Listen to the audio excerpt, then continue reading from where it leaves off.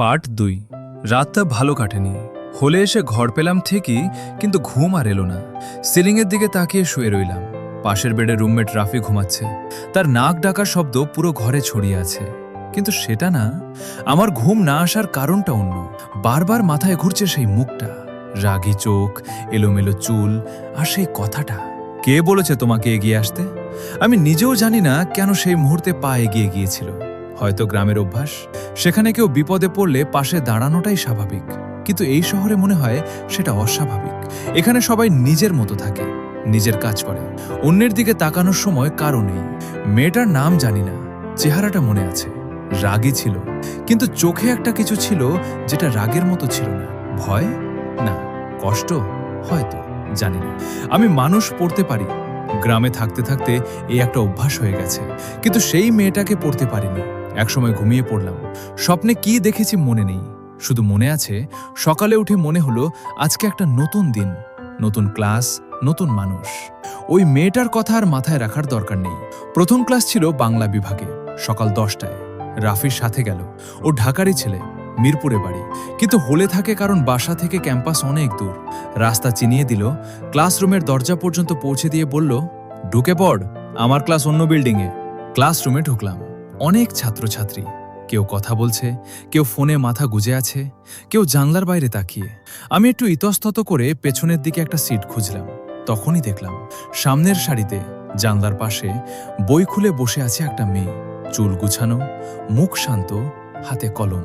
কিন্তু সেই চোখ আমি একদিনেই চিনে ফেলেছি, গতকালের সেই মেয়ে। আমার পা থেমে গেল।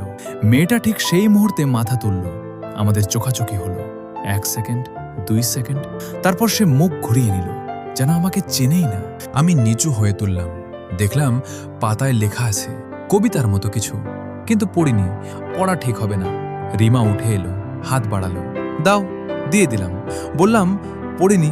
সে পাতাটা নিল, মুখে কিছু বলল না, কিন্তু একটু, সত্যিই একটু থ্যাঙ্কস বলার মতো একটা ভাব এলো চোখে। মুখে বলল না, কিন্তু চোখে ছিল।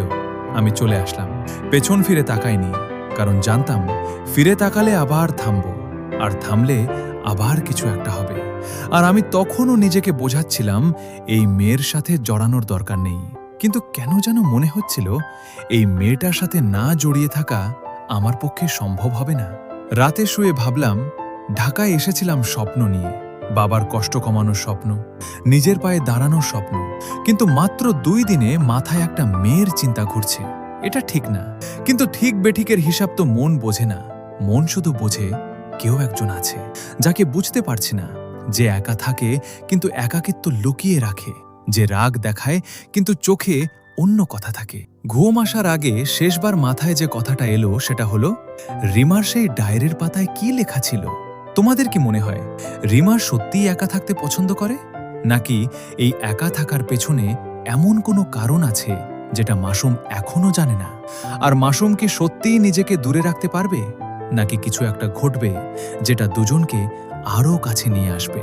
পার্ট 3 নে এমন একটা ঘটনা ঘটবে যেটা রিমা চাইলেও ভুলতে পারবে না। সেটা দেখতে চাইলে এখনই চ্যানেলটা সাবস্ক্রাইব করো, বেল আইকন চাপো, কারণ পরের পার্টটা মিস করলে পুরো গল্পের মজাই নষ্ট হয়ে যাবে।